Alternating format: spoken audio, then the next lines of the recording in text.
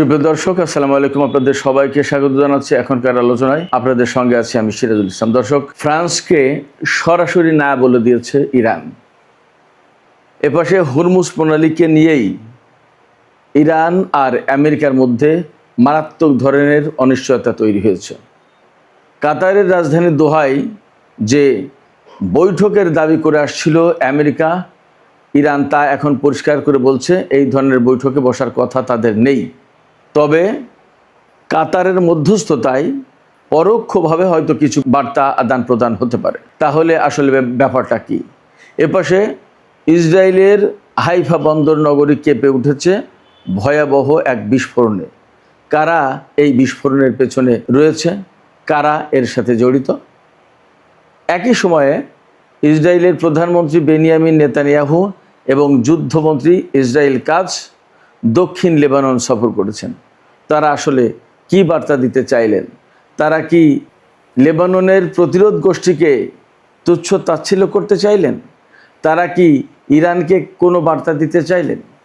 সুপ্রিয় দর্শক, এইসব বিষয় নিয়ে এখনকার ভিডিওতে বিস্তারিত আলোচনা করব। আশা করি আপনারা শেষ পর্যন্ত সঙ্গে থাকবেন।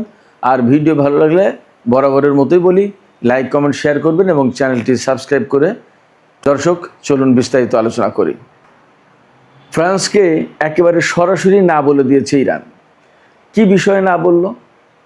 ফ্রান্স প্রস্তাব দিয়েছিল হরমুজ প্রণালী এলাকায় ইরান যে মাইন বসিয়ে রেখেছিল আমেরিকা এবং ইসরায়েলের সাথে যুদ্ধের সময়, সেই মাইন পরিষ্কার করা বা অপসারণ করার জন্য ইরানের সাথে সহযোগিতা করতে চেয়েছিল ফ্রান্স। তারা বলেছিল যে আমরা যৌথভাবে কাজ করি। এই প্রস্তাব দিয়েছিলেন দেশটির প্রেসিডেন্ট ইমানুয়েল ম্যাক্রন। ইরানের পক্ষ থেকে আজকে একেবারে পরিষ্কারভাবে বলা হয়েছে যে এই ধরনের সহযোগিতার কোনো প্রয়োজন নেই, ইরান বিষয়টি একাই দেখবে। হরমুজ প্রণালী থেকে কতগুলো মাইন সরাতে হবে আর কতগুলো সরাতে হবে না, মাইন কিভাবে সরাতে হবে কিভাবে সরাতে হবে না, সেটা ইরান ভালো বোঝে, সেটা ইরানই দেখবে। এখানে কারোর কোনো হস্তক্ষেপের প্রয়োজন নেই, কারোর সহযোগিতা করারও প্রয়োজন নেই। ইরান বিষয়টা দেখবে, এখানে তোমাদের এই সহযোগিতা লাগবে না, ধন্যবাদ। ইরান এখানে একদম পরিষ্কার বার্তা দিয়ে দিয়েছে ফ্রান্স সহ যারা যারা হরমুজ প্রণালীর ব্যাপারে ইন্টারেস্টেড তাদের সবাইকে বার্তাটা পরিষ্কার হলো এই যে হরমুজ ইরানের, ইরান দেখবে। এখানে কারোর কোনো খবরদারি, কারোর কোনো মাতব্বরি ইরান এগুলো পছন্দ করে না, এগুলো দেখবে না, এগুলো দেখতে চায় না। ফ্রান্সকে এই কথা বলার আরও বড় কতগুলো কারণ আছে। একটা কারণ হচ্ছে বেশ কয়েকদিন আগে খবর বেরিয়েছিল ফ্রান্স এবং ব্রিটেন মিলে তারা হরমুজ প্রণালীতে একটা অভিযান চালাতে চেয়েছিল। ইরান যে হরমুজ প্রণালী আটকে রেখেছিল সেই আটকে রাখা অবস্থা মুক্ত করতে, অর্থাৎ হরমুজ প্রণালী মুক্ত করতে। কিন্তু তখন ইরানের কড়া এবং কঠোর হুঁশিয়ারির মুখে ফ্রান্স সেখান থেকে পিছু হটেছিল। তারা বলেছিল যে না, আমরা এই ধরনের কোনো পরিকল্পনার সাথে জড়িত না। আবার এপাশে গতকাল ওমানের সাথে ফ্রান্স কয়েকটা চুক্তি করেছে, তার ভিতরে হরমুজ প্রণালী নিয়ে একটা ব্যাপার আছে। এখানে ফ্রান্সের সাথে এই চুক্তি করার পর ওমানের পক্ষ থেকে নাকি বলা হচ্ছে, এখনও কনফ্লিক্টিং ব্যাপারটা, ওমান ইরানের সাথে যৌথভাবে হরমুজ প্রণালীতে ফি নিতে রাজি নয়, টোল নিতে রাজি নয়, অর্থাৎ ওমান টোল না নেওয়ার পক্ষে।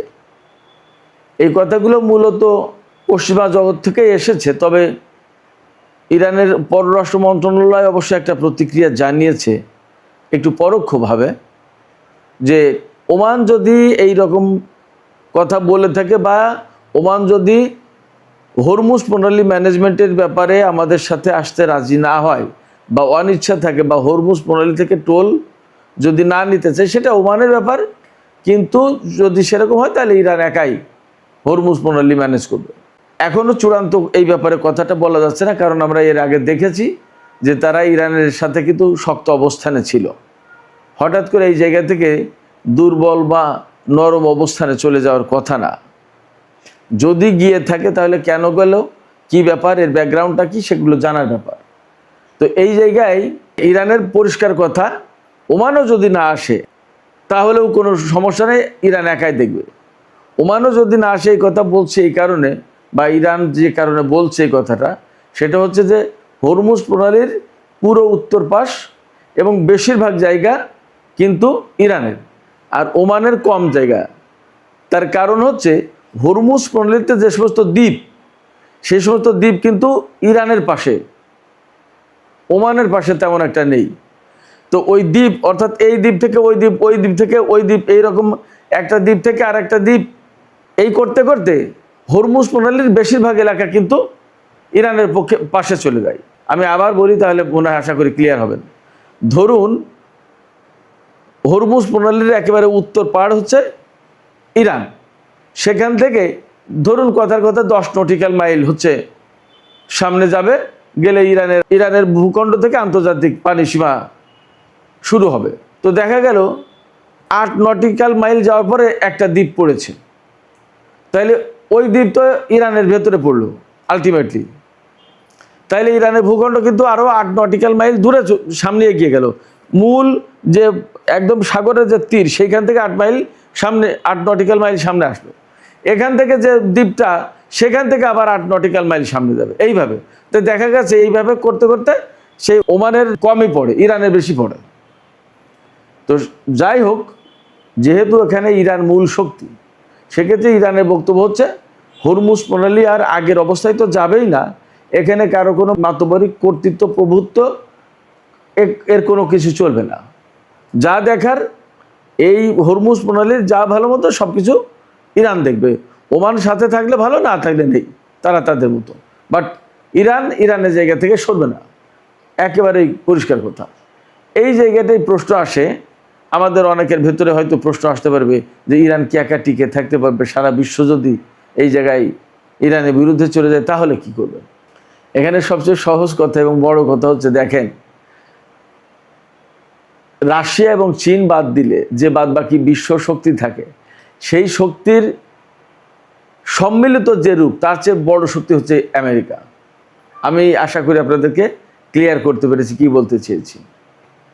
চীন এবং রাশিয়া বাদ দিলে ইউরোপীয় বা নেটো জোট যেটা, সেটার যে সম্মিলিত রূপ, তার যে শক্তি, তার চেয়ে একার বেশি শক্তি হলো আমেরিকার।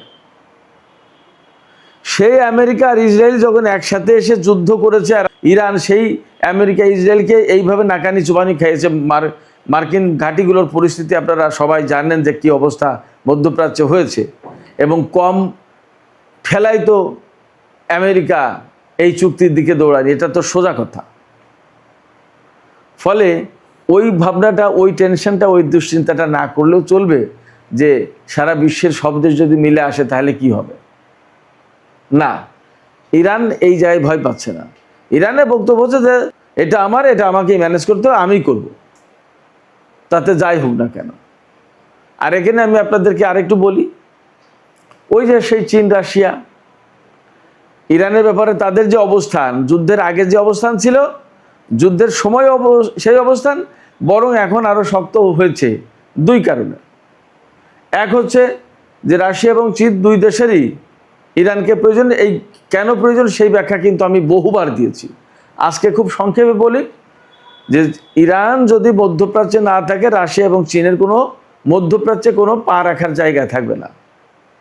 আমেরিকাকে কর দিয়ে, ইসরায়েলকে কর দিয়ে মধ্যপ্রাচ্যে ঢোকা লাগবে চীন এবং রাশিয়ার। রাশিয়ার চেয়ে চীনের সংকটটা বেশি।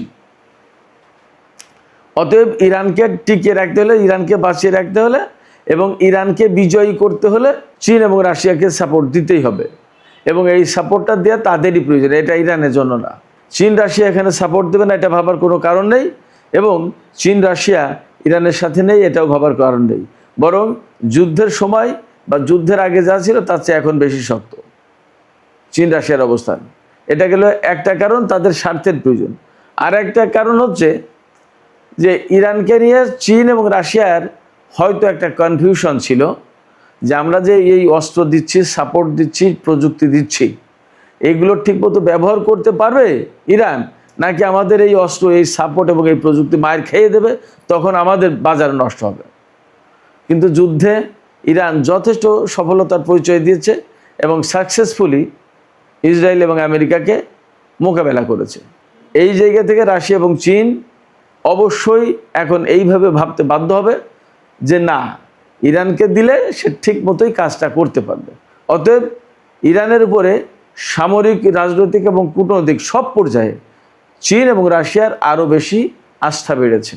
অতএব হরমুজ প্রণালী ম্যানেজমেন্টের যে ব্যাপারটা, সেই জায়গায় আপনারা নিশ্চিত থাকতে পারেন ইরানের পেছনে চীন এবং রাশিয়া আছে, এবং ইরান নিজে তো শক্তিশালী বটেই, এখানে চীন এবং রাশিয়ার একটা সমর্থন আছে, সেই সমর্থনও ইরানকে শক্তিশালী করছে, এবং সেই জায়গা থেকে ইরান যথেষ্ট স্ট্রংলি বলতে পারছে যে এখানে কারোর প্রয়োজন নেই, এটা আমরাই ম্যানেজ করব। এই ম্যানেজমেন্টের মূল যে কাজ সেটা হচ্ছে জাহাজ কোনটা ঢুকতে পারবে, কোনটা আসতে পারবে, এটা সমস্ত সব কিছু ইরান কন্ট্রোল করবে, নাম্বার 1। নাম্বার 2, প্রতিটি জাহাজ টোল দেবে। ইরান কাকে ছাড় দেবে, কাকে ছাড় দেবে না, সেটা ইরানের ব্যাপার। নাম্বার 3 হচ্ছে যে হরমুজ প্রণালীর যে সত্যিকার অর্থেই পরিবেশ বাঁচানোর একটা প্রশ্ন আছে। এত বিপুল পরিমাণে জাহাজ চলাফেরা করে, এত বিপুল পরিমাণে তেল এবং তেলজাত পণ্য, গ্যাস এখান থেকে পরিবহন হয়, এর অনেক কিছুই সমুদ্রের পানিতে মেশে, এবং দক্ষিণের বাতাস হলে উত্তরের কূলে অর্থাৎ ইরানের উপকূলে গিয়ে সেইগুলো জমা হয়। এই বর্জ্য, এই নষ্ট জিনিস সব জমা হয়। এতে ইরানের উপকূলীয় অঞ্চল, অর্থাৎ সেটা তো ইরানের সীমা, ইরানের সীমানার ভেতরে কেউ কোনো কিছু নষ্ট করবে আর ইরান তার খেসারত দেবে, এটা তো হতে পারে না। যার কারণে ওই পরিবেশ ম্যানেজমেন্টের জন্য, ওই পরিবেশ ব্যবস্থাপনা করার জন্য পয়সার প্রয়োজন। যারা জাহাজ নেবে তাদেরকেই পয়সা দিতে হবে, এটা হচ্ছে ইরানের যুক্তি। ফলে এই যুক্তিকে খুব একটা নাকচ করা বা লঙ্ঘন করার বা রিজেক্ট করার সুযোগ খুব একটা নেই। যার কারণে ইরান যে শক্ত অবস্থান নিয়েছে, সেই শক্ত অবস্থান মনে হয় ধরে রাখতে পারবে, এবং ইরানের এই অবস্থানকে মেনে নিয়েই সবাইকে হরমুজ প্রণালী ব্যবহার করতে হবে। হরমুজ প্রণালী ব্যবহার না করলে কি হবে? দেন অ্যান্ড দেয়ার তেলের দাম বেড়ে যাবে, গ্যাসের দাম বেড়ে যাবে, সারা বিশ্বে জ্বালানি সংকট পড়বে, জ্বালানির দাম বেড়ে যাবে। তখন সারা বিশ্বে পণ্য মূল্য, বাজার খরচ, পরিবহন খরচ, সমস্ত সব কিছু বাড়বে, এবং বিশ্বের অর্থনীতি অস্থিতিশীল হয়ে যাবে। শুধু অস্থিতিশীল নয়, মন্দা হয়ে যাবে। তখন কি হবে? অতএব হরমুজ প্রণালীকে বাঁচিয়ে রেখে সবাইকে ভাবতে হবে। আর হরমুজ প্রণালীকে যদি বাঁচিয়ে রাখা মানে উন্মুক্ত রাখতে হয়, তাহলে ইরানের কথা শুনতে হবে। তা না হলে আবার যুদ্ধ পরিস্থিতি এখানে। এই বিষয়টা নিয়ে গ্যাড়াকলে পড়ে গেছে আমেরিকা যে সমঝোতা করেছে ইরানের সাথে 14 দফা, সেই সমঝোতায় কিন্তু ইরানের দাবি অনুযায়ী, ইরানের বক্তব্য অনুযায়ী যে 60 দিন টোল ফ্রি থাকবে, এরপরে গিয়ে এই হরমুজ প্রণালীর ব্যবস্থাপনার দায়িত্ব থাকবে ইরানের হাতে, ইরানের দাবি অনুযায়ী। এবং প্রকাশিত যে সমঝোতা আমরা দেখেছিলাম তাতে এই বিষয়টা এইভাবে উল্লেখ করা হয়েছে। এখন আমেরিকা যদি যুদ্ধ পরিস্থিতি বন্ধের পরে, স্বাভাবিক হওয়ার পরে এখন যদি মুসরামুসরি করে, ইরান তো ছাড়বে না। ইরানের পরিষ্কার বক্তব্য হচ্ছে, ইরানের জেনারেলরা আজকেও বক্তব্য দিয়েছে, যুদ্ধবিরতি বা সমঝোতার যদি কোনো একটা ধারা লঙ্ঘন করা হয়, তাহলে তার জবাব ইরান সামরিকভাবে দেবে। তার মানে মধ্যপ্রাচ্যে আমেরিকার যে সমস্ত অবস্থান আছে, ঘাঁটি আছে, সেগুলো আবার ইরানের টার্গেটে পড়ে যাবে, এবং সেগুলোর উপর ইরান আবার হামলা চালাবে। ব্যাপারটা যদি তাই হয়, তাহলে পরিস্থিতি কিন্তু আবার মারাত্মক রকমের বিস্ফোরণ উন্মুখ হয়ে উঠবে। এই বিস্ফোরণ উন্মুখ হয়ে ওঠার ফলে যা হবে, হরমুজ প্রণালী টোটালি বন্ধ হবে, মধ্যপ্রাচ্য অস্থিতিশীল হবে, আবার সারা বিশ্বে ভয়ঙ্কর একটা ক্রাইসিস তৈরি হবে, এবং সেখান থেকে আস্তে আস্তে বড় পরিসরে যুদ্ধ ছড়িয়ে পড়তে পারে। এই রিস্ক আমেরিকা এবং তার বন্ধুরা মিলে নেবে কিনা, সেটা তাদের পরামর্শ করে দেখার ব্যাপার। আর এখানে পাকিস্তান এবং কাতার বিশেষ করে তারা মধ্যস্থতা করছে, তারাও বিষয়গুলো আমেরিকার কাছে তুলে ধরতে পারে। সুপ্রিয় দর্শক, এবার একটু আলোচনা করি ইসরায়েলের পরিস্থিতি। ইসরায়েলের হাইফা নগরীতে ভয়াবহ গাড়ি বিস্ফোরণ ঘটেছে। খবরটা এসেছে যে হাইফা নগরী কেঁপে উঠেছে। সেখানে একজন নিহত হয়েছে বলে সর্বশেষ খবর আমি দেখেছিলাম। তারপরে আর কতদূর কি জানি না, কাউকে গ্রেপ্তার করতে পারেনি, কোনো সংগঠন বা ব্যক্তি এই হামলার দায়িত্ব স্বীকার করেনি। ইসরায়েলের পক্ষ থেকে এমন কোনো কথা বলা হয়নি যে ইরান বা লেবাননের প্রতিরোধকারী সংগঠন বা অন্য কোনো প্রতিরোধকারী সংগঠন এই হামলা চালিয়েছে, এমন কোনো কথা কেউ বলেনি। তবে ইসরায়েলের পুলিশ ঘটনা তদন্ত করছে।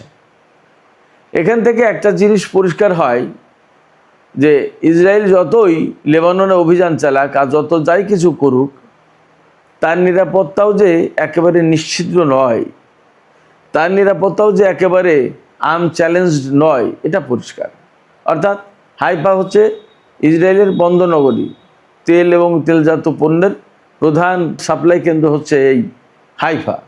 সেখানে যদি এরকম গাড়ি বোমা বিস্ফোরণ হয় এবং তাতে শহর কেঁপে ওঠে এবং জনজীবন একেবারে অস্থিতিশীল হয়ে পড়ে, তাহলে বোঝা যায় যে ইসরায়েলের ভেতরেই কোনো মতেই নিরাপত্তা একদম নিশ্চিত নয়। এবং ইসরায়েলের গোয়েন্দা সংস্থা আর নিরাপত্তা সংস্থা এত শত কিছু ভেদ করেও যে ভেতরে এরকম ঘটনা ঘটানো যায় তা পরিষ্কার। এদিকে ইসরায়েলের প্রধানমন্ত্রী বেনিয়ামিন নেতানিয়াহু এবং যুদ্ধমন্ত্রী ইসরায়েল কাটজ, এই দুইজন দক্ষিণ লেবাননে সফরে গেছেন।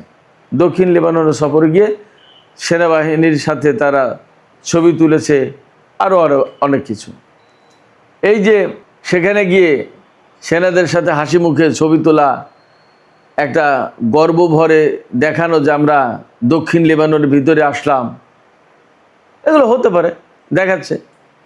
হয়তো এটা দিয়ে লেবাননের প্রতিরোধকারী সংগঠন বা ইরানকে নেতানিয়াহু হয়তো তুচ্ছতাচ্ছিল্য করছে যে আমরা এখানে, হয়তো এটা দিয়ে এটা বোঝাতে চাইছে যে দক্ষিণ লেবাননে একসময় ইসরায়েল ছিল, লেবাননের প্রতিরোধকারী সংগঠনের প্রতিবাদ, যুদ্ধ এবং প্রতিরোধের মুখে একসময় চলে গিয়েছিল, আবার সেই দক্ষিণ লেবাননে আমরা এখন আছি।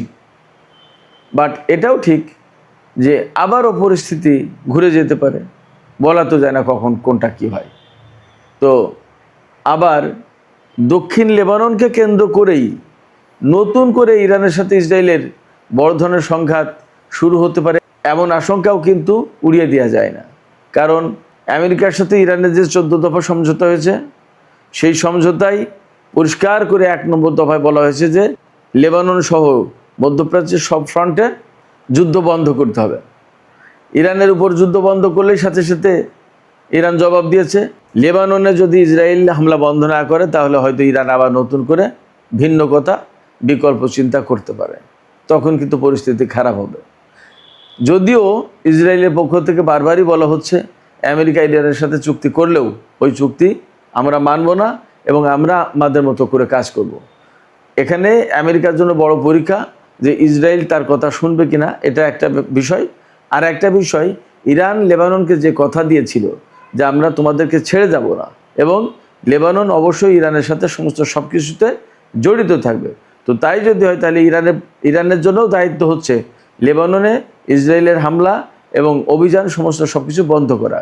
যদি তা না করতে পারে এবং দক্ষিণ লেবাননে যে ইসরায়েল দখলদারিত্ব কায়েম রাখতে চাচ্ছে, বেশ কিছুদিন ধরে সেখানে সেনা রাখবে, এইটা রাখতে পারবে কি পারবে না, এই ব্যাপারে সমস্ত চ্যালেঞ্জ এখন কিন্তু ইরানের সামনে। ইরান আসলে সেই চ্যালেঞ্জ কিভাবে মোকাবেলা করে সেটা দেখার ব্যাপার। আবার আমেরিকাও ইসরায়েলের এই চ্যালেঞ্জ কিভাবে মোকাবেলা করে সেটাও দেখার ব্যাপার। আমেরিকা যদি ইসরায়েলের চ্যালেঞ্জ মোকাবেলা করতে না পারে তাহলে 14 দফা বাস্তবায়ন হলো না এবং ফাইনালি আমেরিকার সাথে ইরানের চুক্তি হবে না। আর ইসরায়েল লেবাননে যে দখলদারিত্ব কায়েম করেছে এবং হামলা চালাচ্ছে, সেটা যদি সিরিয়াসলি ইরান মোকাবেলা করতে না পারে তাহলে লেবাননের জনগণের কাছে বা বিশ্ববাসীর কাছেও কিন্তু ইরান অনেকটা হেয় প্রতিপন্ন হবে। এই সমস্ত সব কিছু আসলে কি হতে যাচ্ছে আগামী কিছু দিনের ভেতরে আশা করি পরিষ্কার হবে। আমরা ততক্ষণ পর্যন্ত অপেক্ষায় থাকি। সুপ্রিয় দর্শক, এখনকার আলোচনা এখানে শেষ করতে চাইছি। যাবার আগে আমি আপনাদের কাছে জানতে চাই আপনাদের কি মনে হচ্ছে, এখানে দুটো চ্যালেঞ্জ, ইরানের সামনে একটা, আমেরিকার সামনে একটা। আমেরিকা এবং ইরান তাদের সামনে যে চ্যালেঞ্জ, সেই চ্যালেঞ্জ মোকাবেলা করে চূড়ান্ত চুক্তির দিকে যেতে পারবে কিনা আপনাদের কি মনে হয়? আপনাদের মতামত কমেন্টে জানাতে পারেন। সুপ্রিয় দর্শক, এখনকার মতো এখানেই আলোচনা শেষ করছি। আপনারা সবাই অনেক অনেক ভালো থাকুন। আল্লাহ হাফেজ।